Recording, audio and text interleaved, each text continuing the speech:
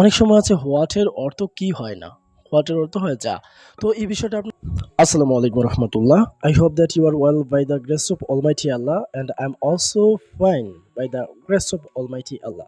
Today in this video I will discuss about them. তো আপনারা যদি পুরো ভিডিও জুড়ে থাকেন তাহলে এই যে বিষয়টা আমি এখানে লিখলাম এই বিষয়ে আপনারা একটা সুন্দর ধারণা পেয়ে যাবেন। তো সুতরাং আসুন আমরা কনফিউশনটা আমরা কাটিয়ে নিই। আমরা অনেকেই আছে যে মনের মধ্যে আমাদের কনফিউশন। ইন জেনারেলি আমরা জানি হোয়াট অর্থ কি, অর্থাৎ আমরা হোয়াট দিয়ে অনেক প্রশ্ন করি। What is your name, what do you like, what's your father's name, what class do you read in, etcetera প্রশ্ন আমরা করতে পারি হোয়াট দিয়ে। অনেক সময় আছে হোয়াটের অর্থ কি হয় না, হোয়াটের অর্থ হয় যা। তো এই বিষয়টা আপনারা তখনই খেয়াল রাখবেন যখন দেখবেন হোয়াটের পরে অর্থাৎ হোয়াট দিয়ে যে সেন্টেন্সটি শুরু হয়েছে সেই সেন্টেন্সের শেষে যদি প্রশ্নবোধক চিহ্ন থাকে, এই কি দ্বারা এই অর্থটা প্রকাশ পাবে। অন্যথায় দেখুন, যদি হোয়াট থাকে এবং হোয়াটের পরে যদি প্রশ্নবোধক না থেকে এখানে থাকে ফুল স্টপ, অর্থাৎ বাংলায় বলি দাড়ি, তাহলে এটার অর্থ হয়ে যায় যা। এইখানে আমি লিখে দিয়েছি। তো for example we can see two sentences after watching them our confusion will be vanished. So এখানে দেখেন আমি লিখেছি হোয়াট ডু ইউ নো, এখানে প্রশ্নবোধক চিহ্ন আছে, অবশ্যই বুঝতে পারছেন এটা কি দ্বারা অর্থটা শুরু হবে।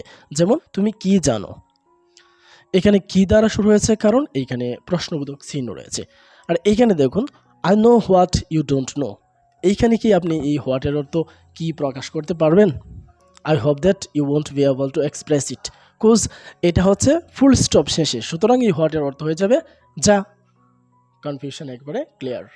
সিমিলারলি আমরা এই ওয়ার্ডটার কথা চিন্তা করি। হুয়েন দ্বারা আমরা কখন প্রকাশ করে থাকি, কিন্তু এটা ইন্টারগ্রেটিভ চিহ্নের সময়, যেমন আমরা এটা বুঝিয়েছি। তো সিমিলারলি আমি কথা বলছি না, এখানে হুয়েনের পরে অর্থাৎ হুয়েন দ্বারা সেন্টেন্স শুরু হওয়ার শেষে যদি এখানে ইন্টারগ্রেটিভ চিহ্নটা থাকে এটার অর্থ হবে কখন। আর যদি হুয়েনের পরে এইটা যদি ফুল স্টপ থাকে অর্থাৎ সেন্টেন্সটি ফুল স্টপ দিয়ে শেষ হয় তাহলে এটার অর্থ হয়ে যাবে যখন। ফর এক্সাম্পল আমি দুইটা উদাহরণ এখানে দিয়েছি, দেখতে পাচ্ছেন বন্ধুরা। হুয়েন উইল ইউ গো, অবশ্যই প্রশ্নবোধক চিহ্ন আছে, তো এটার অর্থ দাঁড়াচ্ছে কি তুমি কখন যাবে।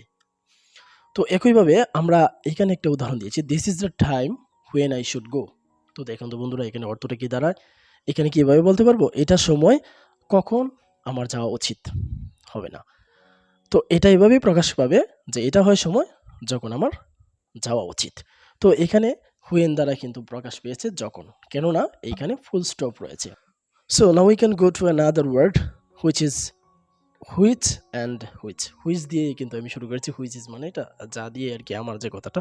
তো বাই দ্য ওয়ে, তো এখন আমরা শুরু করবো হুইচ দিয়ে। তো হুইচের বিষয়টা দেখেন, হুইচের মধ্যে সিমিলারলি একই নিয়মে হুইচের শেষে যদি প্রশ্নবোধক চিহ্ন থাকে তাহলে এটা হবে কোন ধরনের অথবা কি ধরনের। ওকে, তো এই হুইচ দ্বারা যখন ফুল স্টপ অর্থাৎ হুইচ দ্বারা সেন্টেন্সটি শুরু হয়ে যখন ফুল স্টপের মাধ্যমে শেষ হবে তখন সেটার অর্থ হয়ে যাবে যা। ফর এক্সাম্পল আমরা এখানে উদাহরণ দিয়েছি, which book do you like, এখানে আমরা বলবো কি তুমি কি ধরনের বই পছন্দ করো, কেননা এখানে আমাদের হুইচ আছে আর এখানে প্রশ্নবোধক চিহ্ন রয়েছে। সো এখন আরেকটা উদাহরণ আমরা লিখেছি যে it is the book which is good. তো এইখানে কি আমরা এটা এইভাবে বলতে পারবো যে এটা বই কি ধরনের ভালো?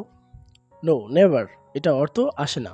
সুতরাং অর্থটা হয় এভাবেই, it's the book which is good, এটাই বই যে বইটা হয় ভালো, যা হয় ভালো। তদ্রূপভাবে আমাদের আরেকটি আছে, রাইট, আমি একটু লিখে নিচ্ছি। তো ডিয়ার ফ্রেন্ডস, এখানে আমি লিখে রেখেছি যে হোয়ার দিয়ে, অর্থাৎ আগেরগুলোর মধ্যে সিমিলারলি হোয়ার দ্বারা শুরু হওয়া সেন্টেন্সের শেষে যদি প্রশ্নবোধক থাকে তাহলে সেটার অর্থ দাঁড়ায় কোথায়, এবং হোয়ার দ্বারা শুরু হওয়া সেন্টেন্সের শেষে যদি ফুল স্টপ থাকে তাহলে সেটার অর্থ দাঁড়াবে যেখানে।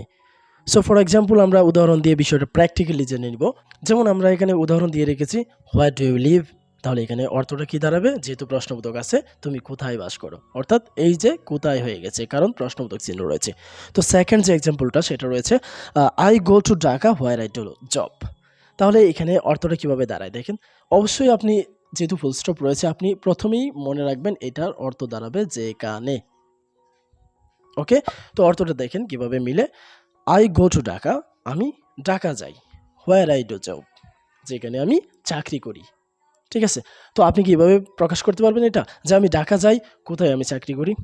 No, never, it's not a meaning. So always আমাদেরকে মনে রাখতে হবে এটাই যে প্রশ্নবোধক থাকলে এটার অর্থ দ্বারা একটা আর প্রশ্নবোধক না থাকলে এটার অর্থ দ্বারা আরেকটা। তো আপনারা ভালোভাবে আশা করি এই বিষয়টা বুঝতে পেরেছেন। তো বন্ধুরা কেমন লেগেছে অবশ্যই কমেন্ট বক্সে কমেন্ট করে জানিয়ে দেবেন এবং পরবর্তীতে ইনশাআল্লাহ আরও ইনফরমেটিভ ইংলিশ টিউটোরিয়াল নিয়ে আপনাদের সামনে হাজির হব প্রতিনিয়তই। তো ভালো থাকবেন সবাই এবং ফেসবুক থেকে দেখে থাকলে অবশ্যই পেজটি ফলো করে রাখেন এবং ইউটিউব থেকে দেখে থাকলে চ্যানেলটি সাবস্ক্রাইব করে সাথেই থাকুন, পাশেই থাকুন। সবার জন্য শুভকামনা। দেখা হচ্ছে পরবর্তী ভিডিওতে। আল্লাহ হাফেজ।